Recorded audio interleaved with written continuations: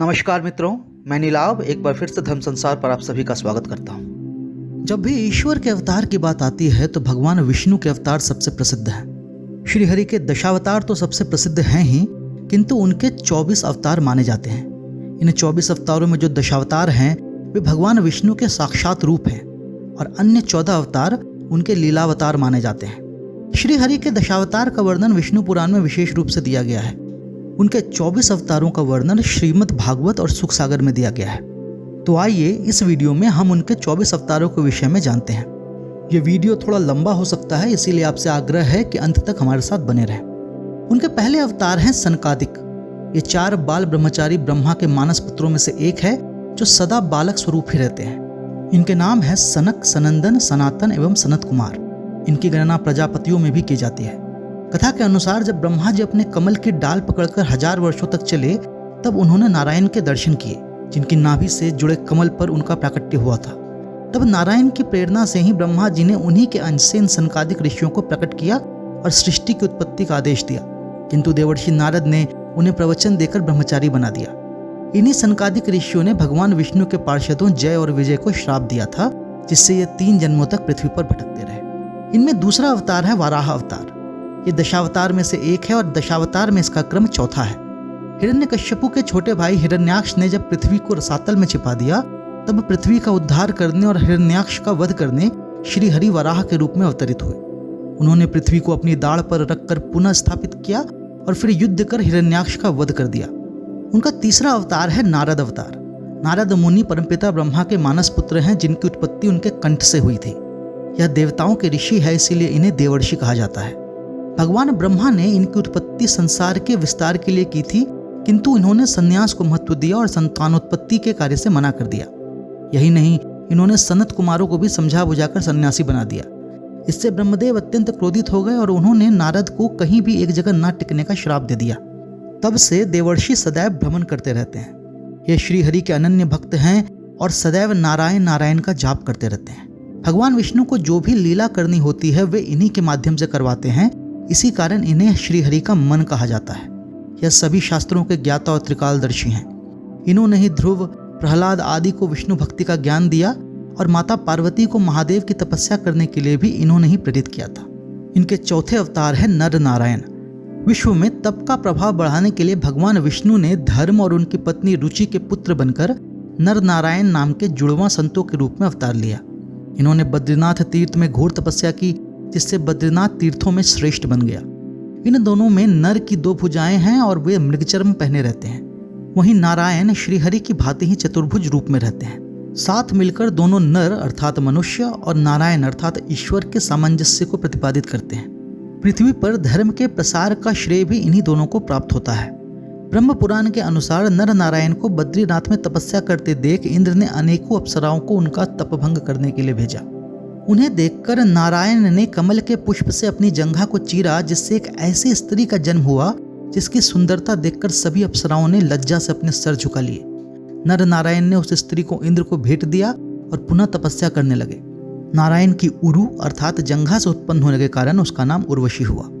महाभारत में नर नारायण ने ही श्री कृष्ण और अर्जुन के रूप में अवतार लिया था। इनके 5वें अवतार हैं कपिल मुनि।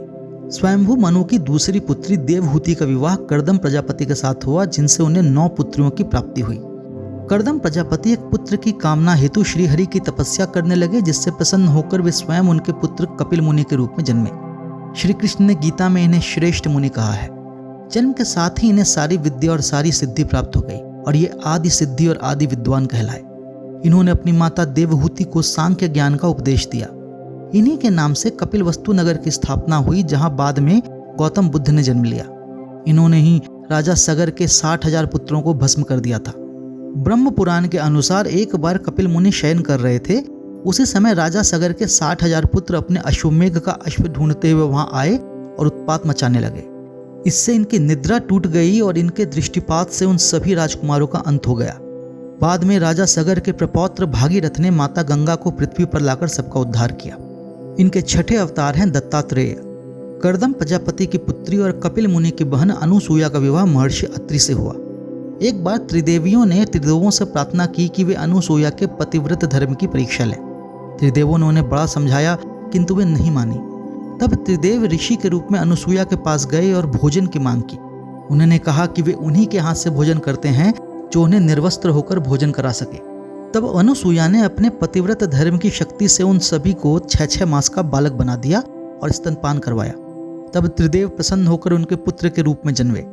भगवान शंकर से सबसे ज्येष्ठ पुत्र दुर्वासा, ब्रह्मा जी से चंद्र और नारायण से सबसे छोटे पुत्र दत्तात्रेय का जन्म हुआ। दत्तात्रेय उनमें से सर्वश्रेष्ठ माने गए क्योंकि उनका जन्म ब्रह्मा, विष्णु और महेश के अंश से हुआ था। उनके 3 मुख त्रिदेवों का ही प्रतिनिधित्व करते हैं। 7वें अवतार है यज्ञ।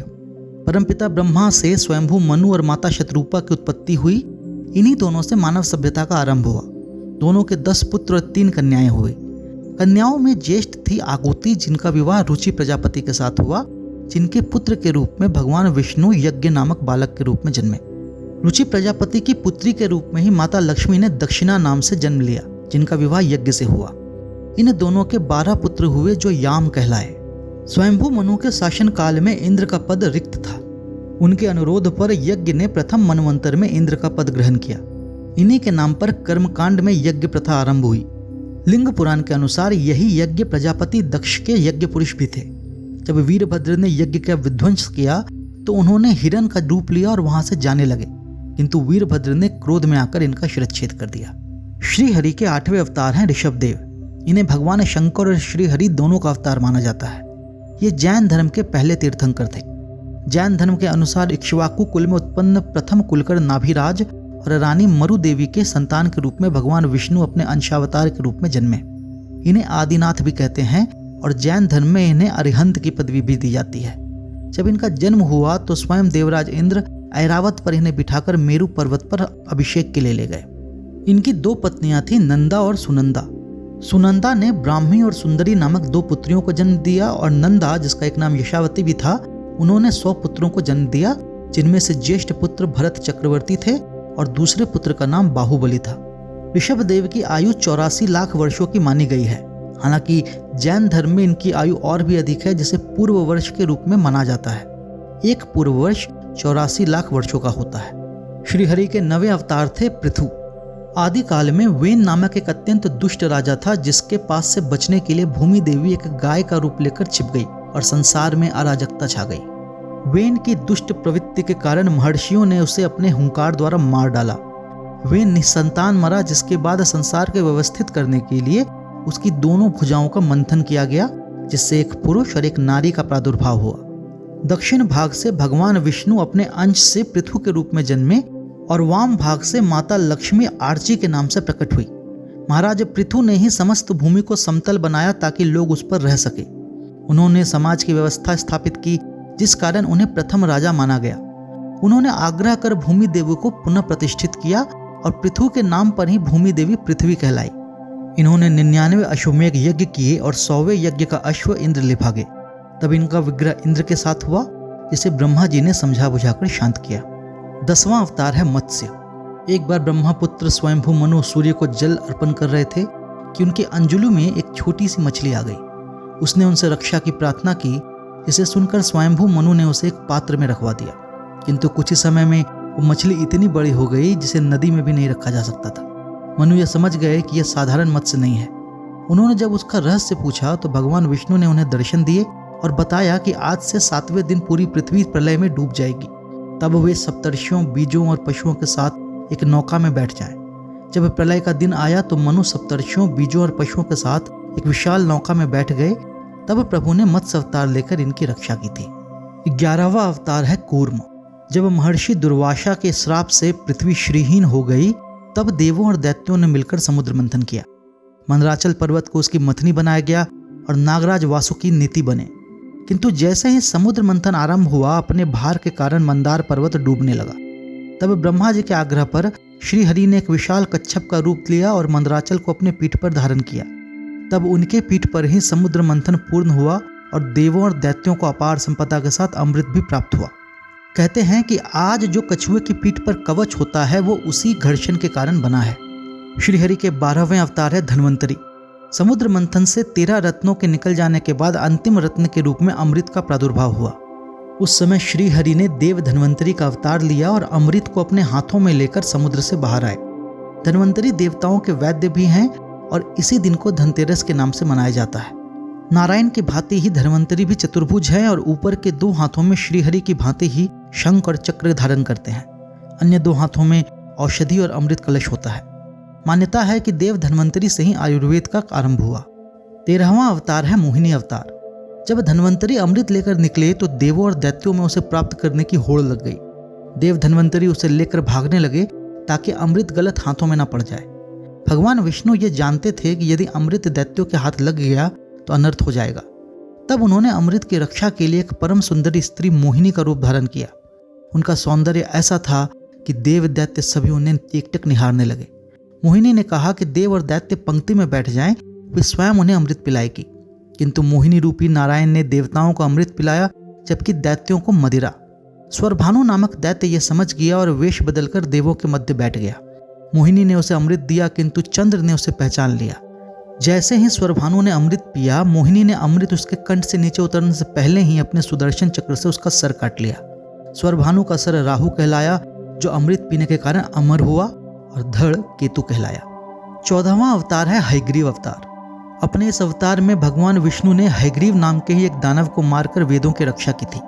एक बार माता लक्ष्मी की सुंदरता देखकर श्रीहरि मुस्कुराने लगे किंतु माता लक्ष्मी ने समझा कि प्रभु उनका उपहास कर रहे हैं। तब उन्होंने अपने ही स्वामी को यह श्राप दे दिया कि मुझ पर हंसने वाला आपका यह सर आपके धड़ से अलग हो जाएगा। दूसरी ओर महर्षि कश्यप और दनु का पुत्र हयग्रीव, जिसका सर अश्व का था, उसने माता पार्वती को प्रसन्न कर यह वरदान मांगा कि उसकी मृत्यु हयग्रीव के हाथों ही हो। वरदान मिलने के बाद उसने ब्रह्मा जी से चारों वेदों को चुरा लिया, जिससे समस्त जगत में अज्ञान छा गया। तब श्री हरि ने उससे युद्ध के लिए ललकारा और दोनों में 7 दिनों तक घोर युद्ध हुआ। अपने वरदान के कारण हयग्रीव बचा रहा। 8वें दिन जब दोनों विश्राम कर रहे थे तब ब्रह्मा जी ने अपने तेज से कीड़े को उत्पन्न किया और उनसे कहा कि वो श्री हरि के धनुष की प्रत्यंचा काट दे। उसने ऐसा ही किया। भगवान विष्णु उसी प्रत्यंचा पर विश्राम कर रहे थे और प्रत्यंचा कटने के बाद एक जोरदार टंकार हुई जिससे श्रीहरि का मस्तक कट गया। तब प्रभु की लीला समझकर माता पार्वती ने ब्रह्मदेव से उनके सिर पर अश्व का मुख लगाने को कहा। अश्विनी कुमारों ने ब्रह्मा जी की आज्ञा से प्रभु के धड़ पर अश्व का मस्तक लगाया। इसके बाद उन्होंने हयग्रीव का वध किया और वेदों को ब्रह्मा जी को सौंप दिया। 15वां अवतार है गजेंद्रोधरा अवतार। पौराणिक कथा के अनुसार इंद्रद्युम्न नामक एक द्रविड़ पांड्य राजा महर्षि अगस्त्य के श्राप से गज योनि को प्राप्त हुआ। उसी समय हुहु नामक गंधर्व देवल ऋषि के श्राप से ग्राह यानी मगरमच्छ योनि को प्राप्त हुआ। आगे चलकर इसी ग्राह और गज में एक युद्ध हुआ जो 1000 वर्षों तक चलता रहा। अंत में जल में होने के कारण ग्राह का पलड़ा भारी हुआ और वो गजराज को खींचकर जल के अंदर ले जाने लगा। तब गजराज ने पूरे मन से श्रीहरि को पुकारा। भक्त की पुकार सुनकर श्रीहरि गरुड़ पर बैठकर वहां आए और उन्होंने अपने सुदर्शन चक्र से उस ग्राह को मारकर उसे श्राप मुक्त किया। इस प्रकार उन्होंने अपने भक्त गजराज की रक्षा की और उसे भी गज योनि से मुक्ति प्रदान की। श्रीहरि का 16वां अवतार है नरसिंह अवतार। दशावतार में इनका स्थान चौथा है। भगवान वाराह द्वारा हिरण्याक्ष के वध के बाद हिरण्यकश्यपु ने ब्रह्मा जी से अमोघ बल और वरदान प्राप्त किया कि उसे इस जगत का कोई भी प्राणी किसी भी अस्त्र और कहीं भी और किसी समय भी ना मार सके। तत्पश्चात उसने ईश्वर की पूजा बंद करवा दी और स्वयं को ईश्वर घोषित कर दिया। किंतु उसका अपना पुत्र प्रहलाद ही विष्णु भक्त निकला। यह देखकर हिरण्यकश्यपु उसे मारने को उद्यत हुआ। तब अपने भक्त की रक्षा के लिए श्रीहरि ने आधे सिंह और आधे मनुष्य के रूप में अवतार लिया। वो ब्रह्मा द्वारा बनाए गए सभी प्राणियों से अलग थे। उस समय गोधूली वेला थी और भगवान नरसिंह उसका वध अपने नखों से कर रहे थे। उन्होंने हिरण्यकश्यपु को अपने जंघा पर रखकर उसे अपने नखों से फाड़ डाला। तत्पश्चात उन्होंने प्रहलाद को दैत्यों का राजा घोषित किया। 17वें अवतार है वामन अवतार। ये दशावतार के 5वें अवतार हैं। दैत्यराज बलि ने अपने तप की शक्ति से देवताओं को स्वर्ग से निष्कासित कर दिया और स्वर्ग पर स्थायी शासन के लिए अपने गुरु शुक्राचार्य की सहायता से एक यज्ञ करने लगे। उसी समय महर्षि कश्यप और अदिति के पुत्र के रूप में श्रीहरि ने वामन अवतार लिया और बलि के यज्ञ में पहुंचे। वहां उन्होंने बलि से 3 पग भूमि का दान मांगा, जिसका संकल्प बलि ने कर लिया। तब भगवान वामन ने अपना विराट स्वरूप धरा और एक पग से पृथ्वी और दूसरे पग से आकाश को नाप लिया। इस पर उनके तीसरे पग के लिए बलि ने अपना शीश आगे कर दिया। उसकी दानवीरता से प्रसन्न हो भगवान वामन ने उन्हें पाताल का स्थायी राज्य प्रदान किया और साथ ही चिरंजीवी रहने का वरदान भी दिया।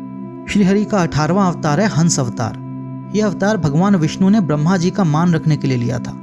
एक बार ब्रह्मा जी अपने लोक में सभा कर रहे थे कि तभी चारों सनत कुमार दिगंबर वेश में वहां आ पधारे। आसन ग्रहण कर उन्होंने अपने पिता को प्रणाम कर मोक्ष संबंधी कुछ गूढ़ प्रश्न किए। वो प्रश्न इतने जटिल थे कि स्वयं ब्रह्मा भी सोच में पड़ गए। तब उस परिस्थिति से उबरने के लिए परमपिता ब्रह्मा श्रीहरि का स्मरण करने लगे। उनकी प्रार्थना सुनकर भगवान विष्णु एक दिव्य हंस के रूप में उस सभा में आए और सनत कुमारों के मोक्ष संबंधी शंका का निवारण किया। उसके बाद सनत कुमारों ने और भी कई गूढ़ प्रश्न किए, जिसका उत्तर हंस रूपी श्रीहरि ने दिया। तत्पश्चात सनत कुमार ज्ञान से परिपूर्ण हो उन्हें प्रणाम कर वहां से चले गए। श्रीहरि का 19वां अवतार है परशुराम अवतार, जिसका स्थान दशावतार में छठा है। इस रूप में वे महर्षि जमदग्नि और रेणुका के पुत्र राम के रूप में अवतरित हुए। वे 5 भाइयों में सबसे छोटे थे। एक बार उनकी माता के एक अपराध पर जमदग्नि ऋषि ने अपने सभी पुत्रों को अपनी माता के वध का आदेश दे दिया। कोई भी उनके इस आदेश का पालन नहीं कर सका, पर राम ने अपने पिता के आदेश पर अपनी माता का मस्तक काट लिया। इससे जमदग्नि बड़े प्रसन्न हुए और राम को वरदान स्वरूप उसकी माता का जीवन वापस दे दिया। उन्होंने अपनी प्रारंभिक शिक्षा अपने नाना महर्षि विश्वामित्र से प्राप्त की। फिर त्रिदेवों को प्रसन्न कर उन्होंने अनेकानेक वरदान प्राप्त किए और अजेय हो गए। महादेव ने उन्हें विद्युत भी नामक अमोघ परशु दिया, जिस कारण वे परशुराम कहलाए। उन्होंने युद्ध कर सहस्त्रार्जुन का वध किया। बाद में जब अर्जुन के पुत्रों ने उनके पिता की हत्या कर दी तो क्रोध में आकर परशुराम ने 21 बार पृथ्वी को क्षत्रिय विहीन कर दिया। तब महर्षि कश्यप ने उन्हें समझा बुझाकर यह नरसंहार रुकवाया। ये अष्ट चिरंजीवियों में से एक हैं। श्री राम से साक्षात्कार के बाद इन्होंने संन्यास ग्रहण कर लिया। महाभारत काल में ये भीष्म, द्रोण, कर्ण के गुरु थे। कलयुग में जब कल्कि अवतार होगा तो वे उनके भी गुरु बनेंगे। श्रीहरि का 20वां अवतार है राम का। पृथ्वी को रावण के आतंक से मुक्त करवाने हेतु श्रीहरि ने अपनी 12 कला के साथ अयोध्या नरेश दशरथ और कौशल्या के पुत्र श्री राम के रूप में अवतार लिया। दशावतार में इनका क्रम 7वां है।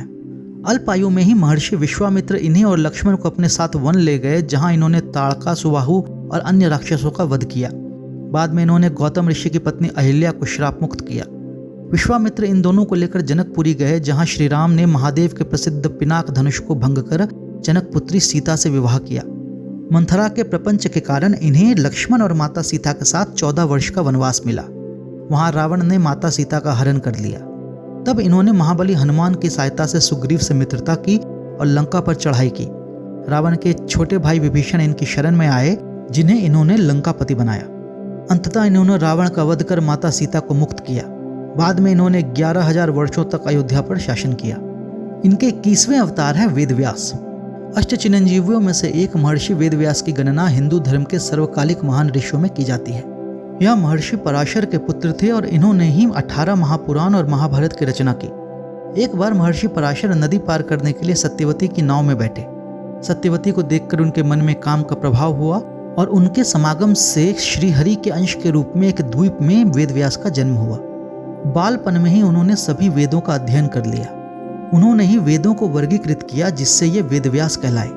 कुरुकुल पर संकट जानकर अपनी माता के आदेश पर इन्होंने ही अंबिका, अंबालिका और पारिश्रमी को पुत्र का दान दिया, जिनसे क्रमशः धृतराष्ट्र, पांडु और विदुर का जन्म हुआ। गांधारी ने जब मांसपिंड का प्रसव किया तो इन्होंने ही उससे 100 कौरवों को जन्म करवाया। महाभारत युद्ध के अंत में इन्होंने ही देवर्षि नारद के साथ मिलकर अर्जुन और अश्वत्थामा के युद्ध को रुकवाया और सृष्टि को विनाश से बचाया। श्रीहरि के 22वें अवतार है बलराम। देवकी के 7वें पुत्र के रूप में श्रीहरि ने बलराम अवतार लिया। दशावतार में इनका क्रम 8वां है।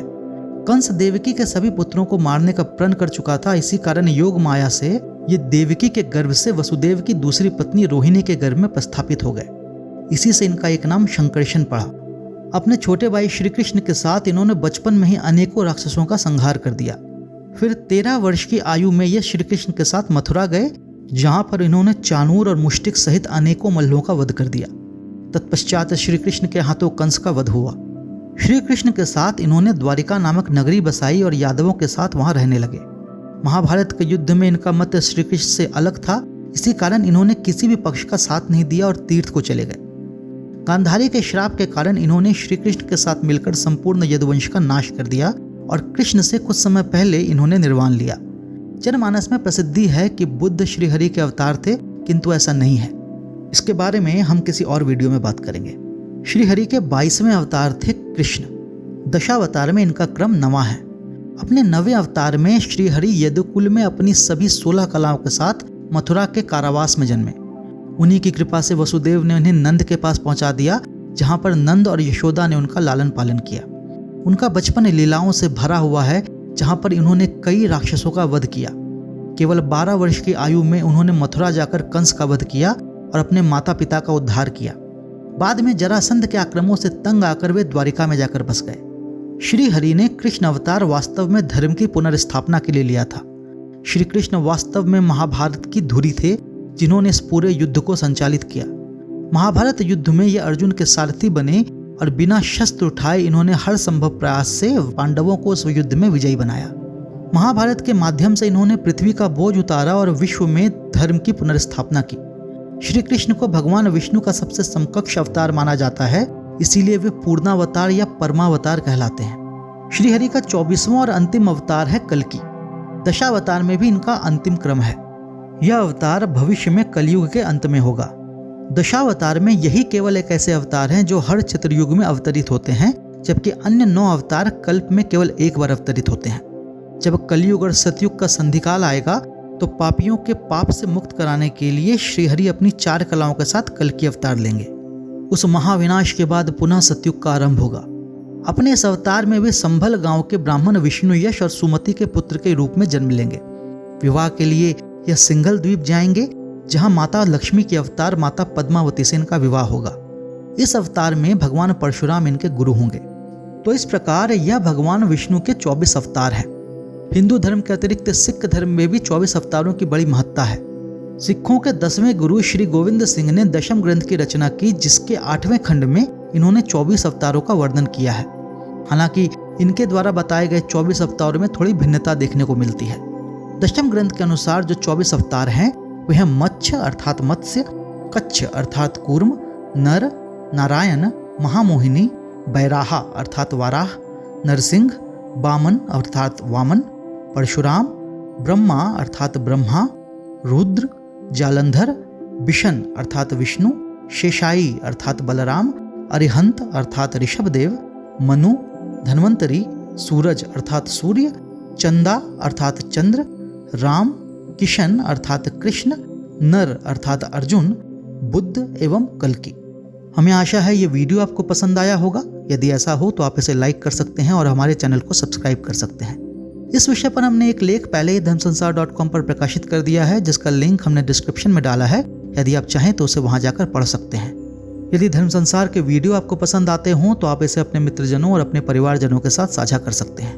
हम शीघ्र ही एक नई और रोचक वीडियो लेकर आपके सामने प्रस्तुत होंगे। तब तक के लिए विदा चाहता हूँ। जय भगवान श्री हरि।